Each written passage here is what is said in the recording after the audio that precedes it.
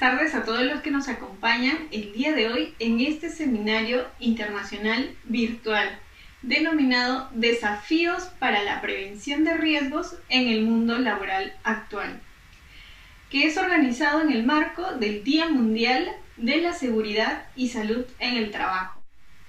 A continuación presentamos la exposición de la doctora Carla Cánova con el tema Importancia de los servicios de seguridad y salud en los tiempos del COVID-19. La doctora Carla Cánova es abogada por la Universidad de Lima y cuenta con una maestría en Relaciones Laborales y Gestión del Capital Humano por la Pontificia Universidad Católica del Perú. Además, es especialista en Derecho del Trabajo por la Universidad de Sevilla, España, y es especialista en planes y programas de seguridad y salud por el Centro Internacional de Formación de la OIT. Actualmente se desempeña como directora de Seguridad y Salud en el Trabajo en el Ministerio de Trabajo y Promoción del Empleo del Perú.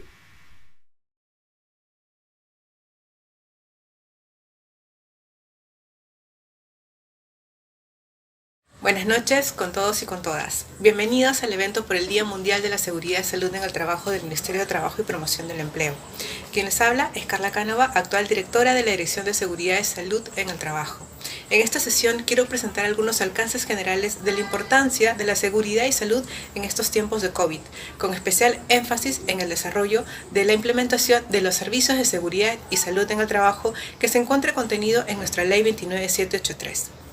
Por ello, a manera de introducción, les presento el siguiente video preparado por la Organización Internacional del Trabajo, organismo que contribuye activamente en adoptar las medidas básicas para mejorar la seguridad y salud en los centros de trabajo en estos tiempos de pandemia.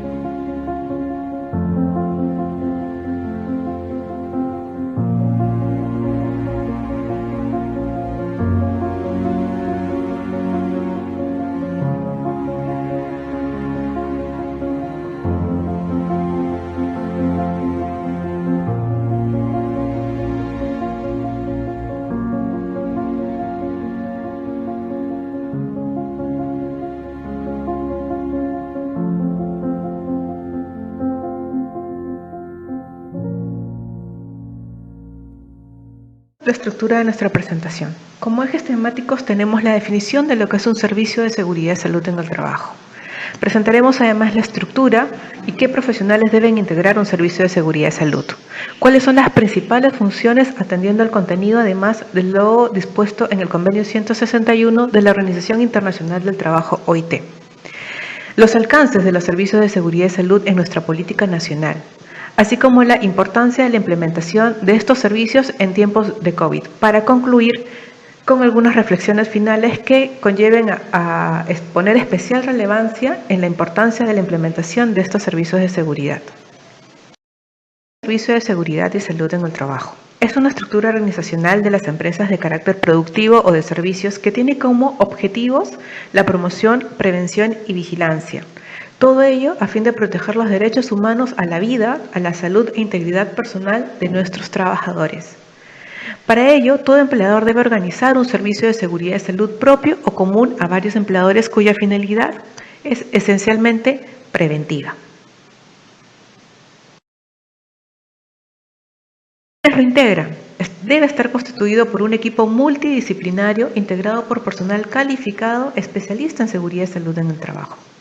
Como les repito, tiene una función esencialmente preventiva, para abordar la seguridad no solamente de los trabajadores, sino también de las condiciones y medio ambiente de trabajo.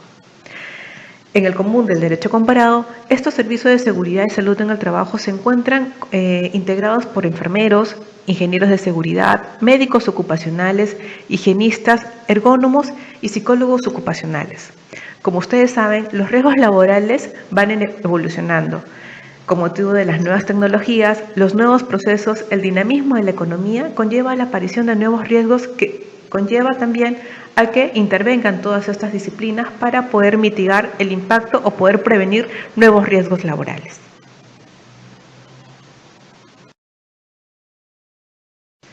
¿Cuáles son las funciones del Servicio de Seguridad y Salud en el Trabajo? Como punto de partida tenemos la identificación y evaluación de los riesgos que puedan afectar a la salud en el lugar de trabajo. Recordemos que uno de los puntos fundamentales de todo sistema de gestión de seguridad y salud es la evaluación e identificación de los riesgos, y para ello debemos contar con lo que ustedes conocen con lo que es la matriz IPERSE. Como otra de las funciones tenemos la vigilancia de los factores del medio ambiente y de las prácticas de trabajo que puedan afectar la salud de los trabajadores. Recordemos que no solamente es el análisis de los puestos de trabajo, sino que además del medio ambiente donde se desarrollan habitualmente las actividades. Como tercera función, tenemos el asesoramiento sobre la planificación y la organización del trabajo, incluido el diseño de los lugares de trabajo, sobre la selección, el mantenimiento y el estado de la maquinaria y de los equipos y sobre las sustancias utilizadas en el trabajo. Y aquí me detengo para poder incorporar la terminología o lo que ustedes deben conocer como ergonomía.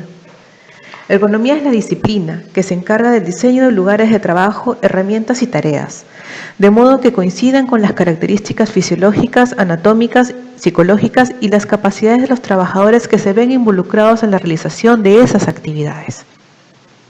Es especial importancia que los profesionales que intervienen en estos servicios de seguridad y salud puedan evaluar estos aspectos.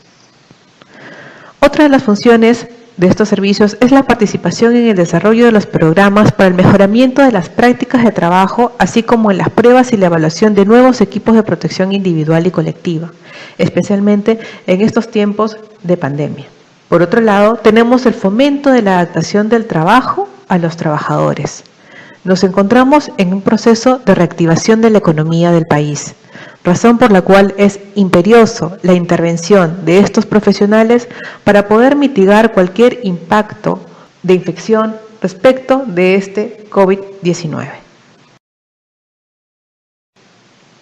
Otra de las funciones es la realización de los primeros auxilios y de la atención de las urgencias. Es indispensable que el sistema de gestión de seguridad y salud en el trabajo de las empresas cuenten actualmente con un plan y programa específico para la atención de los primeros auxilios y las urgencias, y más aún ahora que tenemos este estado de pandemia en el cual deberán contener protocolos o disposiciones o procedimientos específicos que conlleven a que los servicios de seguridad y salud puedan seguir. Otra de las funciones que tienen estos servicios es la vigilancia de la salud de los trabajadores en relación con el trabajo. Y esto, desde el punto de vista preventivo, conlleva además que puedan colaborar con el control epidemiológico que deben hacerse responsable también los empleadores, a fin de evitar contagios o hacer que este virus se esparza al interior de los centros de trabajo. Otra de las funciones es la participación en el análisis de los accidentes de trabajo y de las enfermedades profesionales, así como la colaboración en la difusión de informaciones en la formación y educación en material de salud y higiene en el trabajo y de la ergonomía. Recordemos que a la fecha, con motivo de este estado de emergencia sanitaria, el Ministerio de Salud viene emitiendo una serie de resoluciones que deben ser a la vez difundidas a los trabajadores como aspectos básicos. Y finalmente tenemos la asistencia en pro de la acción de medidas de rehabilitación profesional para aquellos trabajadores que hayan sufrido o padecido algún accidente o enfermedad profesional. La salud en el marco normativo internacional.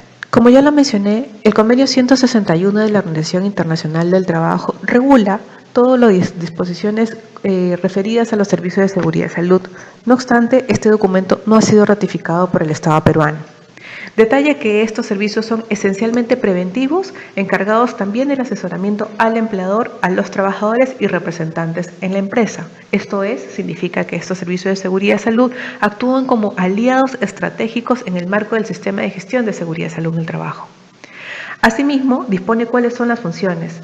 Establece que la vigilancia de la salud de los trabajadores en relación con el trabajo no debe significar para ellos ninguna pérdida de ingresos, debe ser gratuita y en la medida de lo posible debe realizarse dentro de las horas de trabajo. Por otro lado, este convenio dispone la independencia profesional respecto del empleador y trabajador. ¿A qué nos referimos con independencia profesional? Definido como ausencia de toda forma de injerencia, de interferencia, de vínculos y de presiones de cualquiera que sean provenientes del exterior y que atiendan a influenciar, desviar o distorsionar la acción del ente profesional. Asimismo, quiero amparar el marco normativo de estos servicios de seguridad y salud dentro de los alcances contenidos en la Agenda al 2030. Recordemos que la ONU propuso 17 Objetivos de Desarrollo Sostenible con metas al 2030, que 193 países, entre ellos el Perú, se comprometieron a cumplir en la Cumbre de Desarrollo Sostenible realizada como parte de la Asamblea General de la ONU en Nueva York en el 2015. Constituyen un llamado universal a la adopción de medidas para poner fin a la pobreza, proteger el planeta y garantizar que todas las personas gocen de paz y prosperidad, estableciendo una serie de objetivos, para lo cual enmarcamos a los servicios de seguridad y salud dentro del desarrollo o objetivo sostenible número 8, y estableciendo el 8.8, proteger los derechos laborales y promover un entorno de trabajo seguro y sin riesgos para todos los trabajadores, incluida de las y los trabajadores migrantes, en particular las mujeres migrantes y las personas con empleos precarios. Seguridad y salud en la experiencia internacional. En esta oportunidad quiero presentar dos países que tienen sus servicios de seguridad y salud bastante desarrollados. Por ejemplo, en Alemania tenemos que la prevención de enfermedades y lesiones laborales está basada en un sistema altamente desarrollado por los servicios de seguridad y salud. Y a manera de ejemplo les menciono, ellos desarrollan exámenes médicos en el lugar de trabajo realizados por médicos especialistas calificados dentro de un sistema de 44 conjuntos de exámenes de detención definidos y estandarizados con precisión relacionados con los riesgos individuales del lugar de trabajo. Asimismo, realizan monitoreos de los valores umbral del lugar de trabajo para una variedad de riesgos laborales. Tienen además como una política innovadora exámenes preventivos regulares para trabajadores jubilados que hayan recibido con ciertas exposiciones laborales durante su vida laboral. Otro tema importante lo tenemos en Francia. Una innovación es que en Francia los empleadores tienen que organizar servicios médicos ocupacionales bajo el control de los representantes de los trabajadores. Ahora bien, pasamos a lo que es el marco normativo nacional de los servicios de seguridad y salud en el trabajo. Para ello, contamos con el artículo 36 contenido en la Ley 29783, Ley de Seguridad y Salud, que dispone o determina qué es un servicio de seguridad y salud y también define cuáles son sus funciones. De la misma manera, se encuentra contenido en la 11ª disposición complementaria y transitoria del Decreto Supremo 005/2012-TR, Reglamento de la Ley de Seguridad y Salud en el Trabajo, en lo referido al proceso de implementación de estos servicios de seguridad y salud, delegándolo exclusivamente al Ministerio de Trabajo. ¿Qué establece nuestra política nacional respecto de los servicios de seguridad y salud en el trabajo? Actualmente tenemos una política que se encuentra en evaluación y en evolución, razón por la cual se tiene como propuesta asegurar la adecuada protección de las y los trabajadores frente a los riesgos laborales, fortaleciendo los servicios de seguridad y salud en el trabajo. Y para ello se ha dispuesto o se propone que dentro de los objetivos prioritarios número 4 está el de contribuir e impulsar entornos de trabajo seguros y saludables, promoviendo o incentivando la implementación de estos servicios a través de programas de asistencia técnica, capacitación, entre otros, incluido para las micro y pequeñas empresas. ¿Cuál es la importancia de los servicios de seguridad y salud en tiempos de COVID? Y aquí viene algo fundamental. Hemos dicho a través de esta exposición que los servicios de seguridad y salud tienen fines principalmente preventivos. En esta línea, los empleadores y los trabajadores deben informar a los servicios de seguridad y salud de todo factor conocido y de todo factor sospechoso del medio ambiente de trabajo que pueda afectar a la salud de los trabajadores. Esta disposición se encuentra contenida en el Convenio 161 y resulta fundamental para estos tiempos de pandemia que podamos ejecutar estas actividades al interior de las organizaciones. Asimismo, se establece que los servicios de seguridad y salud deben ser informados de los casos de enfermedad entre los trabajadores y de las ausencias del trabajo por razones de salud, a fin de poder identificar cualquier relación entre las causas de enfermedad o de ausencia y los riesgos para la salud que puedan presentarse en los lugares de trabajo. De todo lo dicho hasta el momento, no son los servicios de seguridad y salud los entes fundamentales que contribuyan con la mitigación o el impacto de este foco infeccioso que nos viene golpeando nuestra sociedad. Reflexiones finales. Como reflexión final a esta presentación, debo señalar que el mensaje rector es bastante simple. Las organizaciones deben gestionar la salud y la seguridad con el mismo grado de experiencia y con los mismos estándares que otras actividades empresariales. Así, efectivamente, controlan el riesgo y evitan el daño a las personas. Los servicios de seguridad y salud son los aliados estratégicos para el empleador en el marco del sistema de gestión de seguridad y salud en el trabajo. En el estado de pandemia resulta medular la participación respecto de la vigilancia de la salud de los trabajadores, además de permitir un mejor control epidemiológico a fin de adoptar las medidas para detener cualquier contagio. Y aquí quiero presentarles una reflexión o el contenido, en todo caso, de lo dispuesto en la Ley de Prevención de Riesgos Laborales de España. La prevención de los riesgos laborales en la nueva concepción legal no se limita a un conjunto de deberes de obligado cumplimiento empresarial o a la subsanación de situaciones de riesgo ya manifestadas, sino que se integra en el conjunto de actividades y decisiones de la empresa de las que forma parte desde el comienzo del mismo proyecto empresarial. Finalmente, mencionar que el acceso adecuado a los servicios preventivos es esencial para aumentar la equidad en salud y bienestar de los trabajadores del país. Muchas gracias. Enseguida, el tema implementando un plan de gestión de salud y seguridad en el trabajo a cargo del ingeniero Igor Bello, de nacionalidad venezolana. Él es ingeniero geofísico y licenciado en gerencia. Tiene un máster en ergonomía y psicosociología y un doctorado en ciencias sociales. Actualmente cursa una maestría en seguridad y salud ocupacional en el Centro Internacional de Formación de la OIT.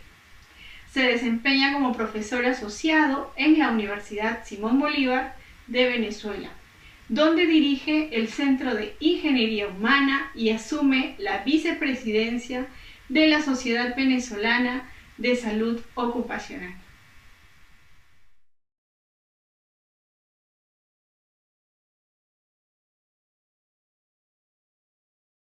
Es un enorme placer para mí poderme comunicar con mis amigos y colegas del Perú nuevamente, a la vez de agradecer mucho al excelente equipo del Ministerio del Trabajo y Protección del Empleo del Perú, que ha tenido la valentía de enfrentar estas adversidades y tener formas innovadoras y creativas para poder celebrar el Día Mundial de la Salud y la Seguridad en el Trabajo como debe ser, ofreciendo siempre información de primera mano, pertinente, oportuna, para hacer frente a las situaciones y riesgos laborales que se van ocurriendo.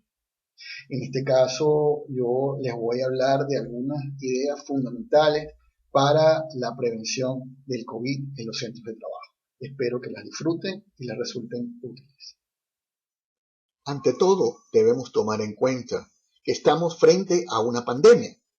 O sea, no se trata de una situación exclusivamente de la empresa ni del país. Es un problema mundial de salud pública. Es claro que no estábamos preparados para atenderlo.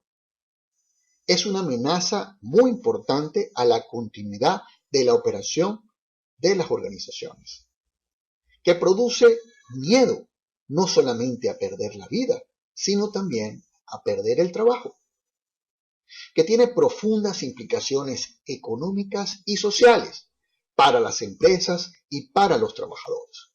Por tanto, se hace necesario tener un plan.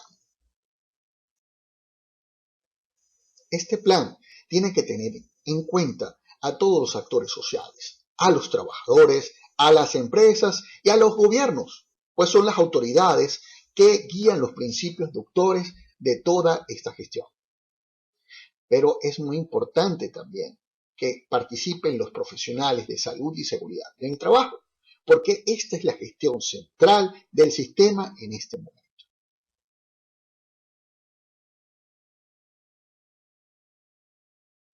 Para darle un marco normativo al desarrollo del plan, voy a hacer referencia a la norma ISO 22301, la cual nos habla acerca de los planes de continuidad operativa.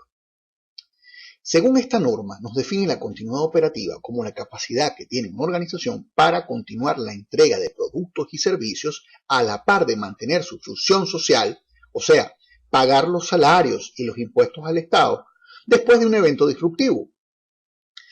En consecuencia, los planes de continuidad son información documentada que guía una organización para responder, recuperar, reanudar y restablecer su operación y su función social a los niveles anteriores a la ocurrencia del evento disruptivo. El primer paso para hacer el plan es entender el contexto, entender la situación actual, poniendo un foco fundamental sobre las personas. El personal es lo primero.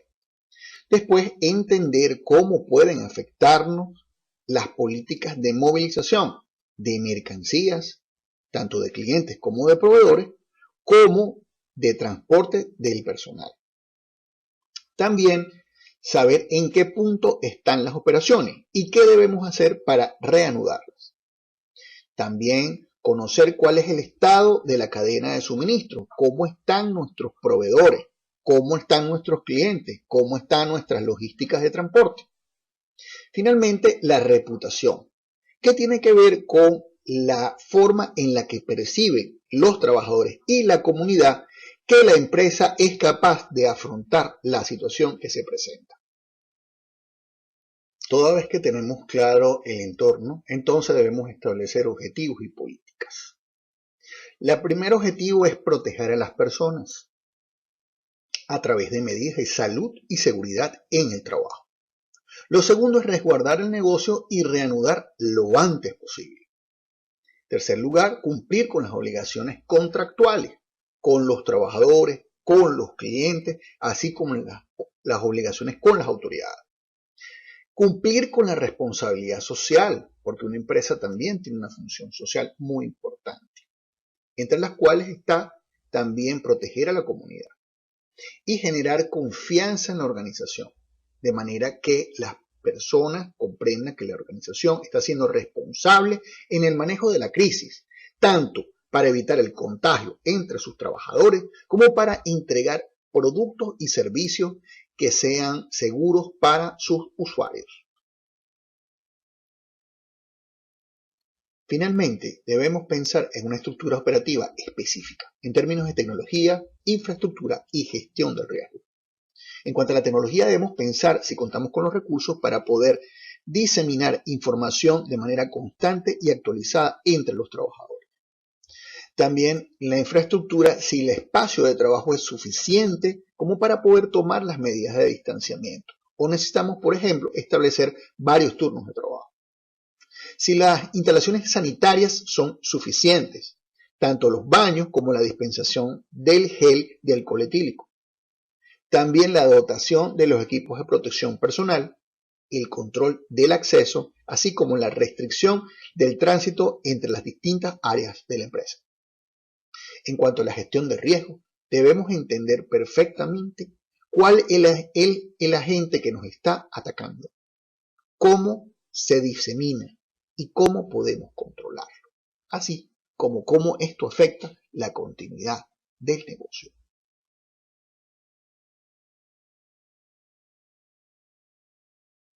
Una vez habiendo entendido cuáles son las partes fundamentales del plan, entonces vamos a entender cuál es la naturaleza del riesgo. El riesgo es biológico y está causado por el virus SARS-CoV-2 o nuevo coronavirus, que produce una enfermedad llamada COVID-19, que está caracterizada por fiebre, tos y dificultad respiratoria, y en algunos casos secreción nasal, dolor de garganta, dificultad para percibir los olores y edemas en pies y o manos. Algunos pacientes pueden ser asintomáticos, pero portadores y por tanto transmisores de la enfermedad. Este virus comienza a presentar los primeros síntomas entre 2 y 14 días después que ocurre el contagio, y pueden ser transmitidos de dos maneras: persona a persona a través de las gotículas expelidas por la nariz o por la boca, o también a través de una superficie de manera indirecta, porque el virus permanece activo en distintos materiales. La evolución del coronavirus obedece al mismo esquema de la historia natural de la enfermedad, desarrollado por los investigadores Liebel y Clark. En principio, la enfermedad pasa por un periodo prepatogénico, donde aún el huésped está sano, aunque en contacto con el agente patógeno. Seguido por un periodo patogénico, en donde ya se instala la enfermedad, que puede estar en una etapa asintomática que puede permanecer hasta el final de la enfermedad, o desarrollar los signos y síntomas típicos de la enfermedad, que puede resultar en la recuperación del paciente, una incapacidad temporal, una incapacidad permanente o cronicidad, o puede generar la muerte.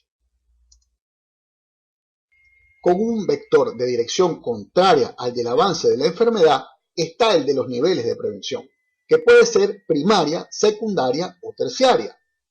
La prevención primaria está liderada por la promoción de la salud, que se puede basar en mantener una plantilla laboral que esté en buenas condiciones generales de salud, así como también controlar patologías crónicas como la hipertensión o la diabetes, y tener discriminados los pacientes con vulnerabilidades específicas de aquellos que están totalmente sanos.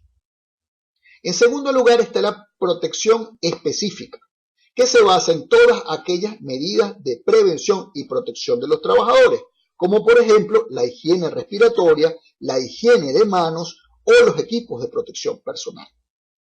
La prevención secundaria se basa en un diagnóstico y tratamiento precoz de la enfermedad, que en la empresa se puede implementar a través de controles de acceso de pacientes que pueden estar presentando los primeros síntomas de la enfermedad, así como la toma de la temperatura corporal, por ejemplo.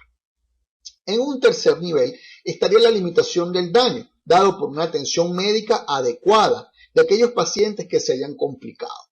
Y finalmente, una rehabilitación o reinserción laboral en el caso que el paciente se haya recuperado o que haya quedado con alguna secuela producto de la enfermedad.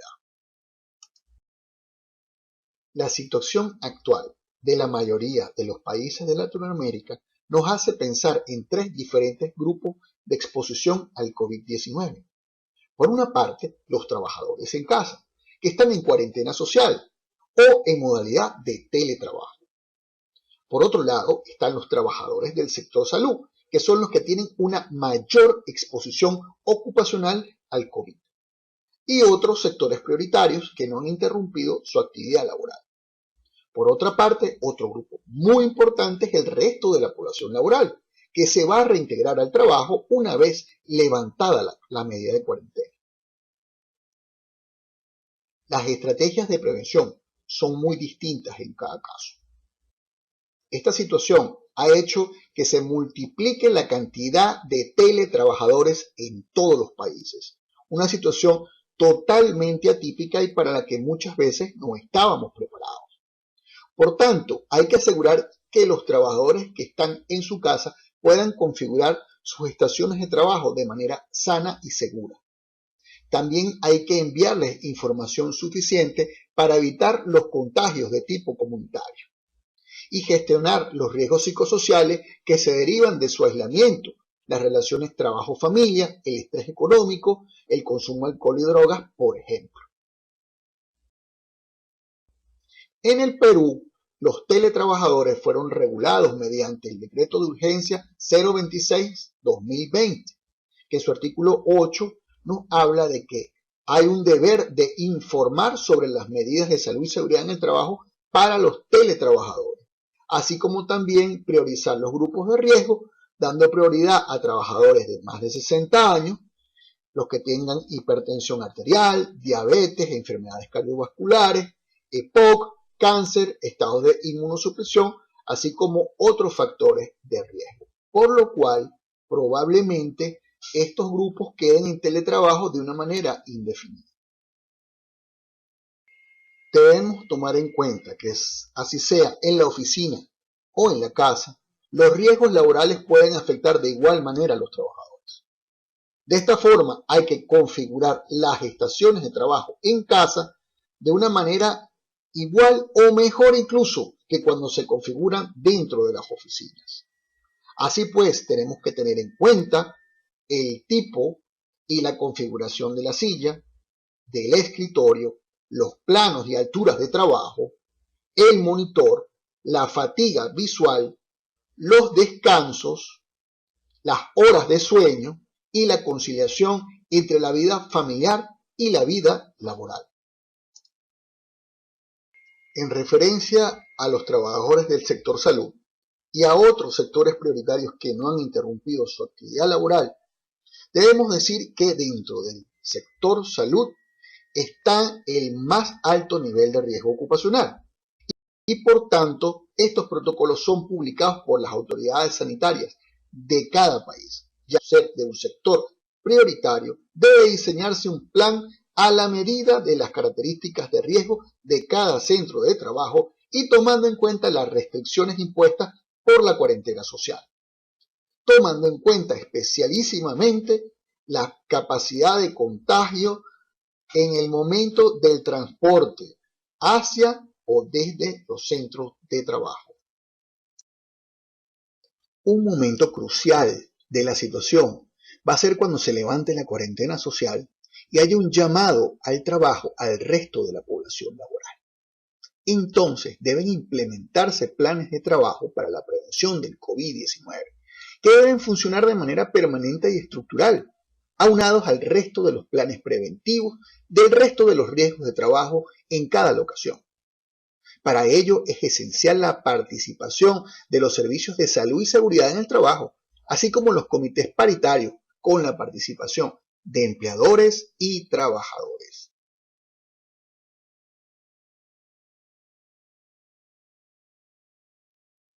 Bueno, ya entendimos la naturaleza del riesgo y la exposición. Ahora vamos a configurar el plan de trabajo, de acuerdo a unos principios fundamentales que verticalmente debe contener todo el plan. El primero es el de la participación, porque se debe garantizar que los trabajadores y los empleadores participen de manera activa y protagónica. También la transparencia en el manejo de las informaciones a los trabajadores sin exagerar ni minimizar los riesgos.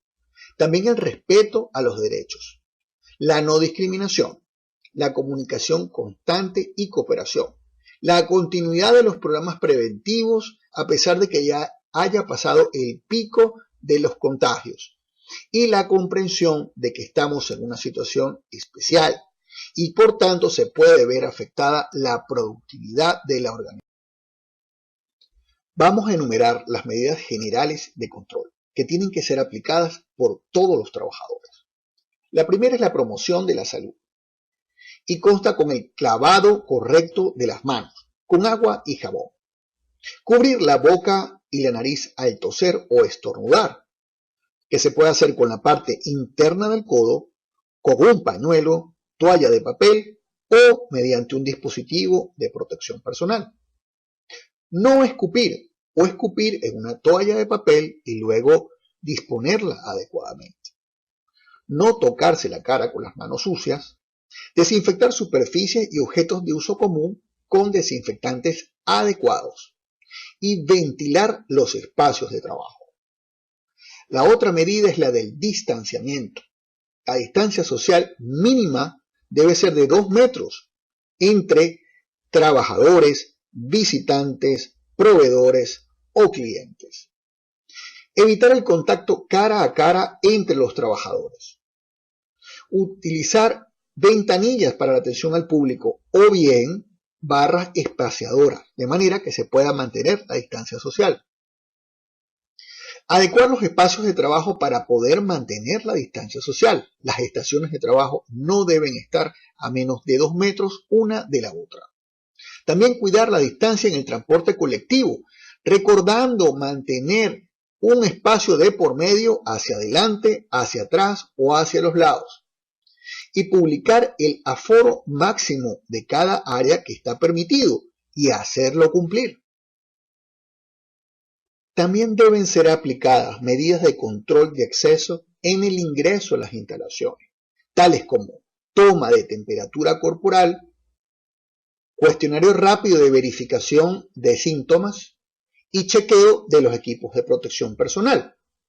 Deben ser promovidas medidas de autocuidado, como la cuarentena voluntaria ante la aparición de los primeros síntomas en sí mismo o en personas con las cuales ha tenido contacto. Y tener tanto teletrabajo como sea posible.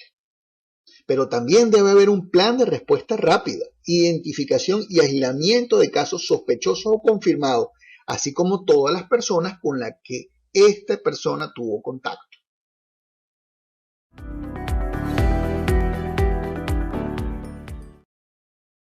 Las medidas específicas para la prevención del COVID-19 se basan en los niveles de exposición.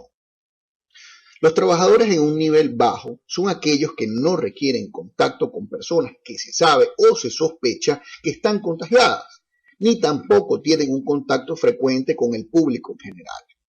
Para ellos no son necesarias medidas especiales, sino las medidas generales que ya citamos. Eso sí, deben estar pendientes de las recomendaciones de las autoridades, ya que recordemos que este es un tema que está en plena evolución. Los trabajadores en un nivel de exposición media son aquellos que requieren contacto frecuente o cercano con personas que pudieran estar infectadas, pero que no son pacientes conocidos ni sospechosos. En áreas donde no hay transmisión comunitaria, normalmente pueden tener contactos con viajeros, con el público en general, como por ejemplo estudiantes, con clientes o con sitios de trabajo que están muy congestionados de personas. Las medidas de control para este nivel de exposición son la instalación de barreras físicas que faciliten el distanciamiento, restringir el acceso para los trabajadores, proveedores o clientes con síntomas, minimizar el contacto cara a cara, comunicar los planes de prevención a los trabajadores y utilizar mascarillas para empleados y clientes para contener las secreciones respiratorias como medida de protección colectiva. Finalmente están los niveles de exposición alto y muy alto. En ambos casos se trata de personal de salud y la diferencia estriba en que los que están en el nivel alto no están expuestos a generación de aerosoles y los que están en el nivel muy alto sí están expuestos a los aerosoles. Esto incluye también los choferes de las ambulancias y los trabajadores de la morgue. En el nivel muy alto también está el personal sanitario que recolecta o maneja muestras de pacientes conocidos o sospechosos de COVID. Las medidas de control para ambos son muy parecidas. En ingeniería tenemos que diseñar sistemas especiales de ventilación en las instalaciones de atención médica, preparar salas de aislamiento y utilizar equipamiento de bioseguridad nivel 3 para manipular las muestras y los desechos. En cuanto a las medidas administrativas, hay que agrupar a los pacientes que tienen COVID confirmado, distanciar a los pacientes que no están confirmados, indicar a los pacientes y familiares que tienen la obligación de comunicar sus síntomas apenas lleguen al centro de salud. Tienen que realizar pruebas para COVID-19 al personal de salud con regularidad. Ofrecer capacitación y actualización permanente. Brindar apoyo psicosocial para abordar el estrés de este grupo de trabajadores. Proveer de puntos de descontaminación adecuados y suficientes. Realizar un protocolo constante y sistemático de desinfección de todas las áreas y sobre todo los puntos de contacto de las personas. En cuanto a los equipos de protección personal, Los trabajadores de este grupo no deben usar mascarillas, sino respiradores adecuados para virus. Los más adecuados son los tipo N95, pero también pueden usarse tipo RP95, NRP99 o NRP100. Si son de fabricación europea, pueden ser de tipo FFP2 o FFP3. La protección se complementa también con guantes, traje resistente a fluidos, bata, careta monolente en dependencia de la tarea que vayan a ejecutar. Deben proporcionarse capacitación adecuada para la colocación, el uso, el mantenimiento y la disposición final de todos estos dispositivos. Ya entendiendo cuáles son las medidas de control generales y específicas, podemos comenzar a diseñar nuestra planificación. Para ello, primero tenemos que declarar una política específica, incluyendo el compromiso de la alta dirección. Diseñar un plan de trabajo que incluya acciones técnicas de prevención, protección y promoción de la salud que esté consensuado con los trabajadores. Incluir un plan de contingencia y continuidad operativa para trabajar con medidas preventivas adicionales y con una fuerza de trabajo reducida. Planificar el reinicio de las actividades secuencialmente, priorizando las actividades medulares que permitan la continuidad operativa y, en último lugar, las actividades que requieran concentración de personas en un mismo espacio. Incluir la coordinación con los centros externos de salud y la vigilancia epidemiológica, la aplicación de las pruebas, los responsables, los protocolos médicos de actuación, información y entrenamiento a todos los niveles de la organización. Establecer una política integral de gestión humana que incluya el manejo de los reposos médicos, la cobertura de los gastos de salud, los permisos para los cuidadores y comunicarlos efectivamente a todos los trabajadores. En cuanto a la gestión de los riesgos, debemos identificar los procedimientos de trabajo que suponen un alto riesgo de contagio, así como otras interacciones en el lugar de trabajo, como los baños, vestidores, comedores, áreas sociales, y reformularlos para incrementar la seguridad biológica. Evaluar los mecanismos de exposición, las interacciones entre los trabajadores, los clientes, los proveedores, contratistas, visitantes y el ambiente de trabajo, como las superficies, manillas de puertas, pasamanos, botones, etc. Recordando que las personas contagiadas son el factor de riesgo a controlar. Identificar potenciales interacciones con otros riesgos de trabajo que puedan crear un efecto sinérgico con el COVID-19 y desarrollar un protocolo de acción para los casos en los cuales se confirme o se sospeche de un trabajador contagiado por COVID-19, que incluya disponer de un área de aislamiento en el lugar de trabajo, un plan de notificación y traslado a un centro de salud apropiado, desinfección del sitio de trabajo y vigilancia epidemiológica de las personas que tuvieron un contacto cercano. En relación a la gestión de salud, tenemos 4 grandes áreas. Lo primero es identificar los grupos vulnerables para COVID-19, las personas con diabetes, enfermedad cardiovascular, hipertensión, enfermedad pulmonar crónica, inmunodeficiencia, cáncer en fase de tratamiento activo, embarazo y mayores de 60 años. Después de desarrollar un protocolo de acción para los casos en los cuales se confirme o se sospeche de un trabajador contagiado con COVID-19, que incluya disponer de un área de aislamiento en el lugar de trabajo, un plan de notificación y traslado a un centro de salud apropiado, desinfección del sitio de trabajo y vigilancia epidemiológica de las personas que estuvieron en contacto directo. También hay que brindar soporte psicosocial a los trabajadores en las diferentes formas de trabajo, tanto a los que asisten a los centros de trabajo como a los que están en su casa en modalidad de teletrabajo. Promover un estilo de vida saludable que incluya una adecuada alimentación que fortalezca su sistema inmunológico, respeto a los ciclos de descanso y sueño, actividad física y contacto social con amigos y familiares. Finalmente, promover la vacunación contra las enfermedades inmunoprevenibles. Esto evita indeseables efectos sinérgicos del COVID-19 con otras enfermedades infecciosas. Algunos controles adicionales que también son muy importantes para el plan está la gestión de los desechos de los equipos de protección personal utilizados, las toallas de papel y otros materiales que hayan tenido contactos con personas que deberán manejarse como desechos biológicos tipo B y C. Dotar a los trabajadores de correctas y suficientes instalaciones sanitarias, incluyendo agua, jabón y gel a base de alcohol al menos un 60%. Evitar los desplazamientos del personal tanto como sea posible. Realizar una limpieza y desinfección permanente de las superficies de trabajo y áreas comunes con agentes químicos adecuados, incluyendo escritorios, estaciones de trabajo, manillas y tiradores de puertas, teléfonos, teclados, bandejas, comedores, etc. También mejorar los sistemas de ventilación en los sitios de trabajo, inyectando más aire limpio y extrayendo el aire viciado, o incorporando filtros EPA para los sistemas de recirculación de aire. Finalmente, es muy importante asegurar el distanciamiento social de al menos 2 metros, también en el lugar de trabajo, y evitar las aglomeraciones de personas en las áreas comunes y en los transportes. Utilizar medidas administrativas como establecer distintos turnos de trabajo si es necesario, reconfigurar los espacios de trabajo para garantizar que esta distancia puede cumplirse y establecer un aforo máximo en cada área donde puedan concentrarse las personas. Esto se puede hacer estableciendo la siguiente fórmula. El aforo máximo es igual al área total dividida entre 3.14. Esto nos va a dar el número total de personas que puedan estar máximo en esa área.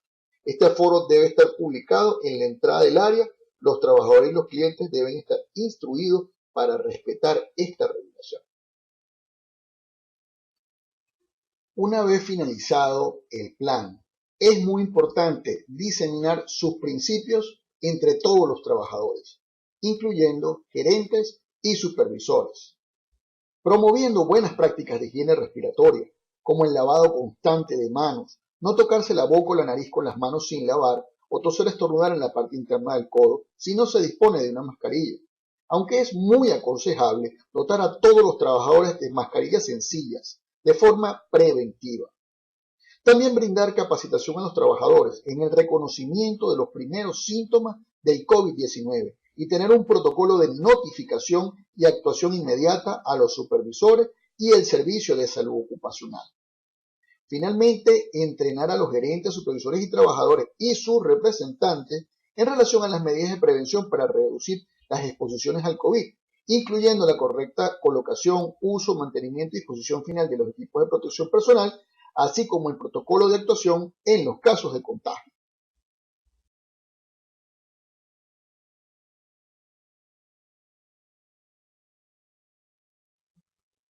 Esta es una guía rápida sobre el uso de mascarillas en los centros de trabajo. Ante todo, debemos diferenciar que existen dos tipos muy distintos de barreras para los trabajadores que se colocan en la cara. La primera es la mascarilla tipo quirúrgico.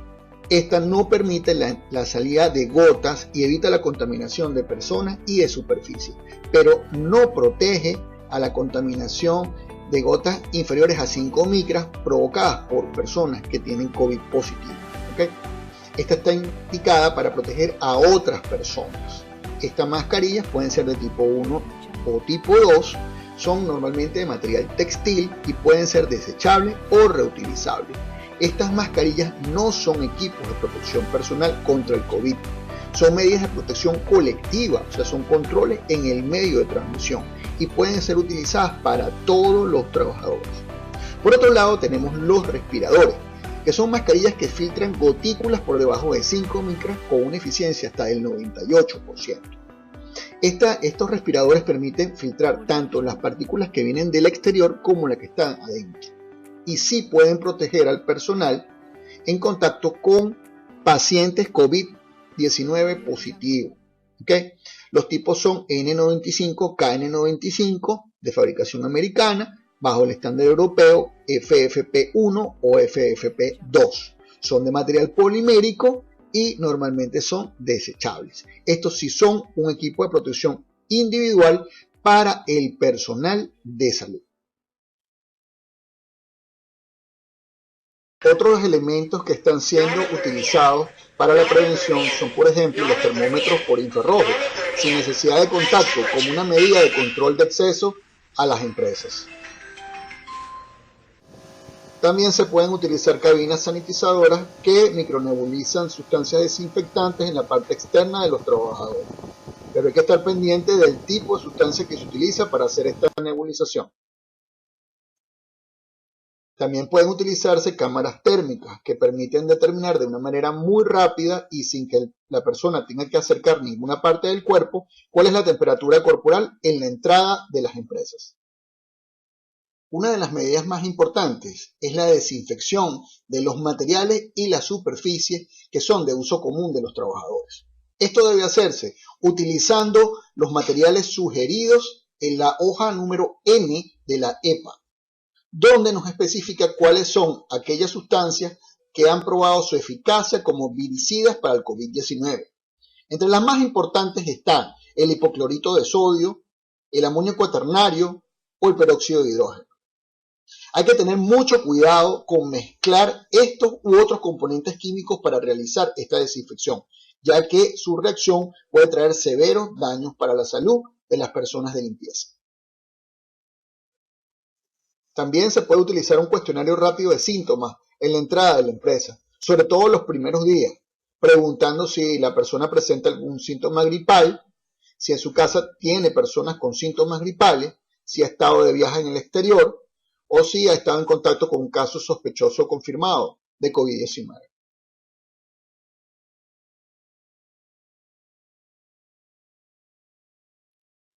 Finalmente, no quería concluir mi presentación sin antes hacer algunas reflexiones importantes acerca de la salud ocupacional.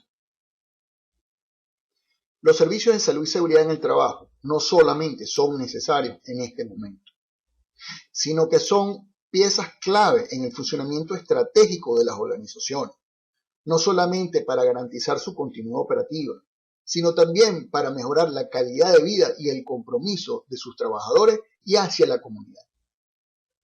Por otro lado, la prevención de los contagios de las enfermedades transmisibles no solamente son un problema en este momento.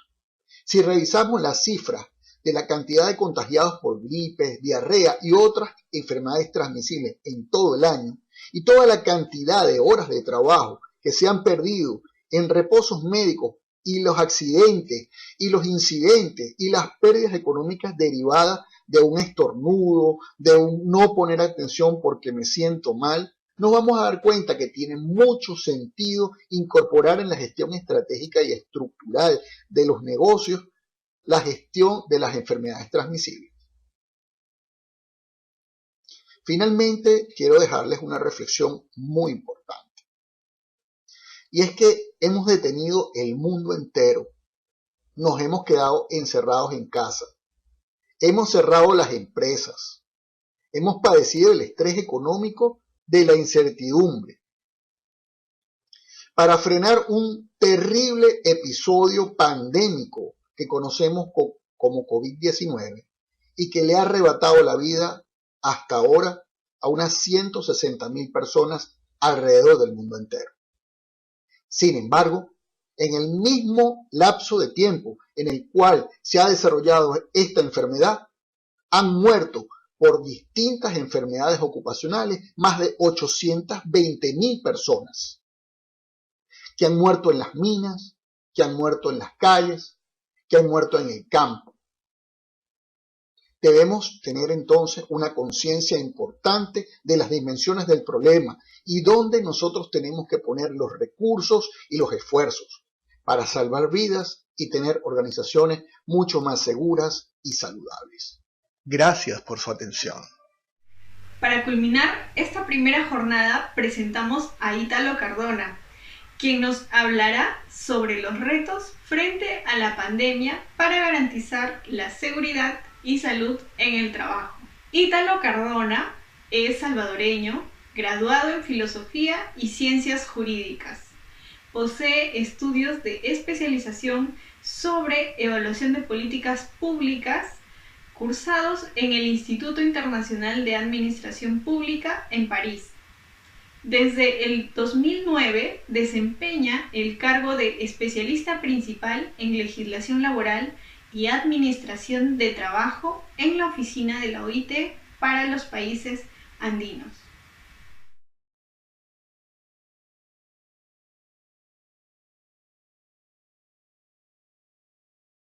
Cada 28 de abril, la Organización Internacional del Trabajo conmemora el Día Internacional de la Seguridad y Salud en el Trabajo.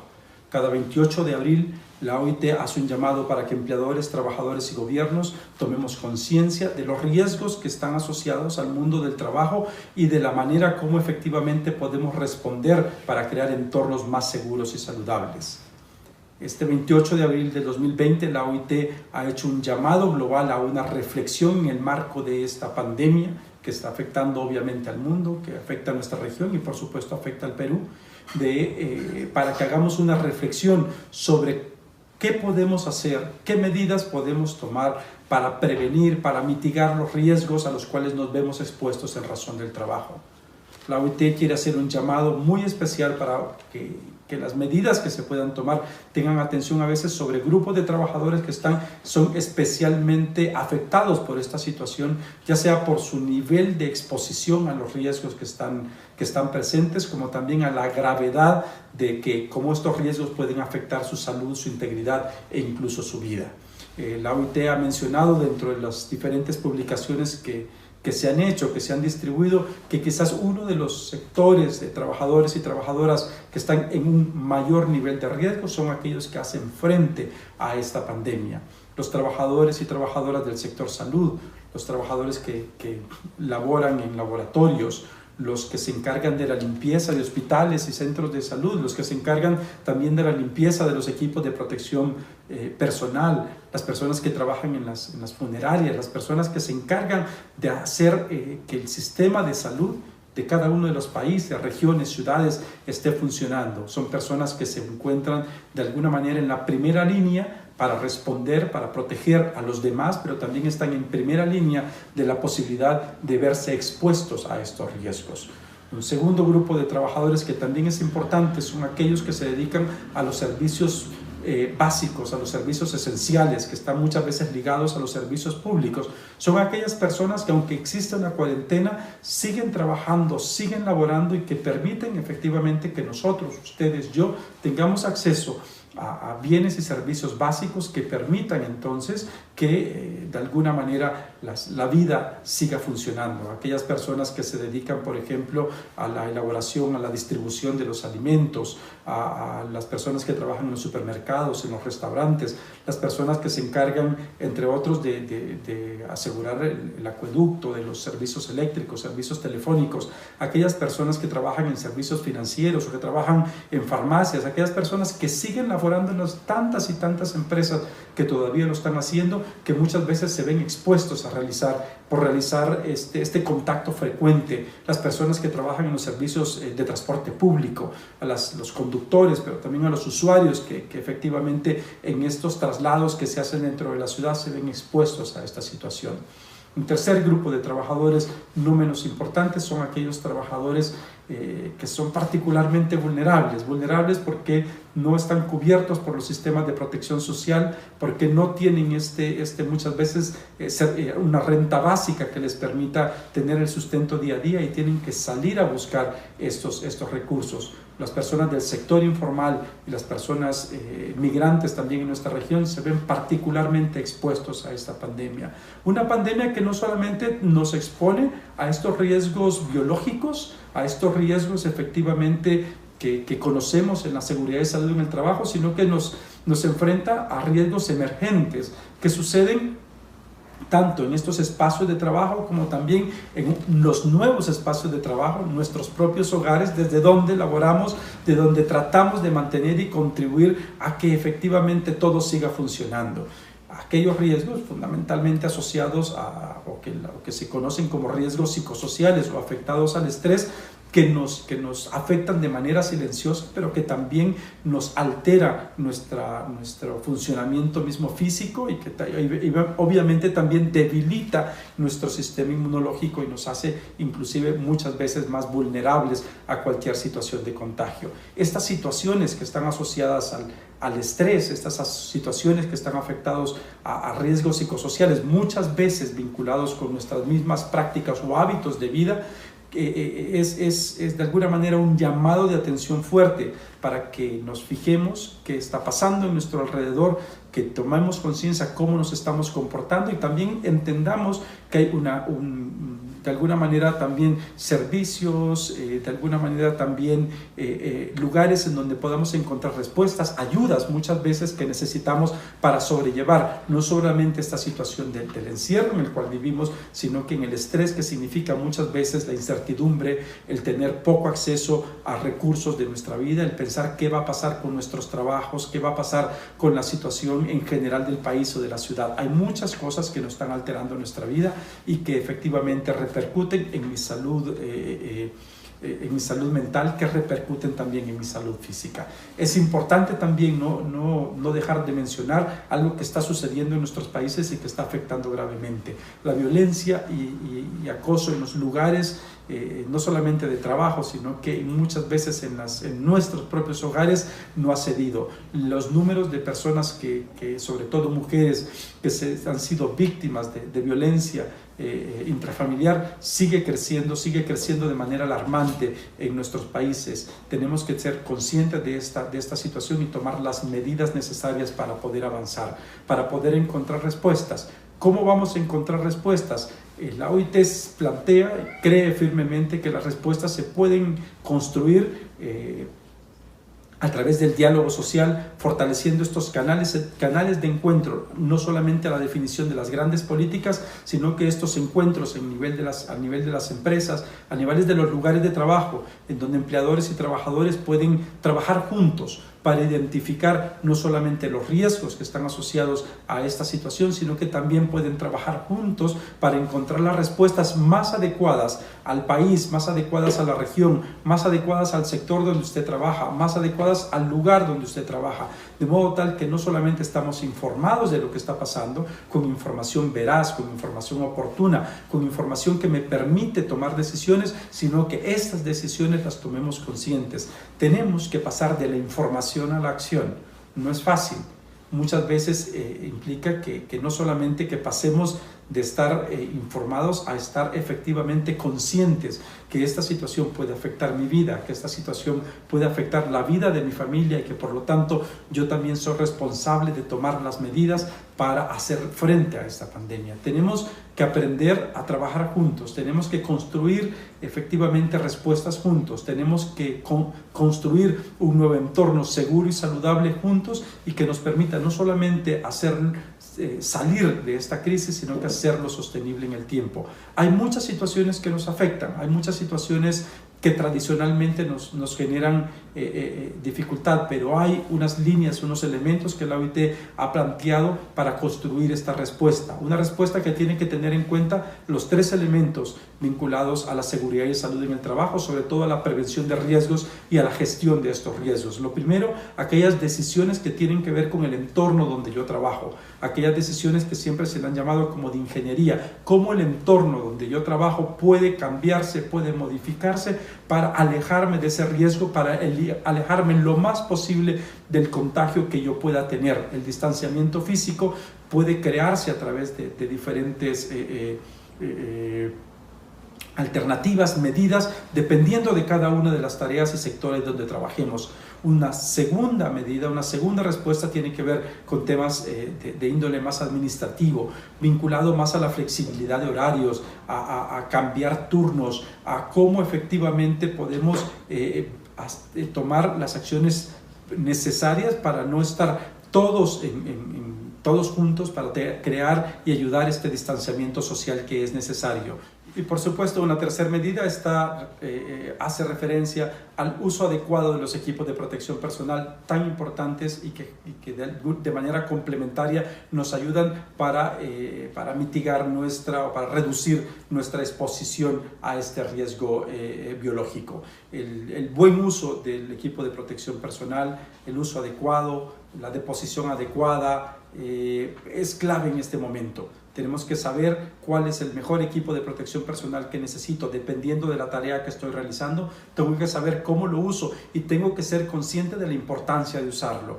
Muchas veces por los entornos de clima, muchas veces porque estamos hablando de equipo de protección que se vuelve a veces pesado, a veces incómodo, trabajadores y trabajadoras deciden no utilizarlo. En este momento, no utilizar un equipo de protección personal no es una opción. No utilizar el equipo de protección personal puede significar que estamos poniendo nuestras propias vidas en riesgo. tenemos que ser conscientes de ello y tenemos que actuar de manera responsable para construir un entorno de trabajo seguro y saludable que no solo venga en beneficio de nosotros como trabajadores, como trabajadoras, sino que en beneficio de nuestra familia, de nuestra comunidad y de nuestro país y también de todo el planeta entero. Somos responsables de construir un nuevo entorno, somos responsables de construir estas respuestas, somos responsables de salir mejor de esta crisis, somos responsables de construir mejores hábitos de vida para nosotros mismos y para crear efectivamente entornos de trabajo que estén en línea con lo que la OIT siempre ha mencionado del trabajo decente y entornos de trabajo que se creen a través del diálogo social que garanticen no solamente el respeto a todos los derechos laborales, sino que especialmente, y es el llamado de este día, a que sean más seguros, más saludables, que nos mantengan bien, que nos mantengan saludables, que nos mantengan vivos y que nos mantengan a salvo. Es mi deseo para con ustedes. Muchas gracias por la invitación. Muchas gracias por su participación. Por favor, no se olviden de registrar su asistencia al primer día del evento en el siguiente enlace. Los esperamos el día de mañana a la misma hora. Gracias.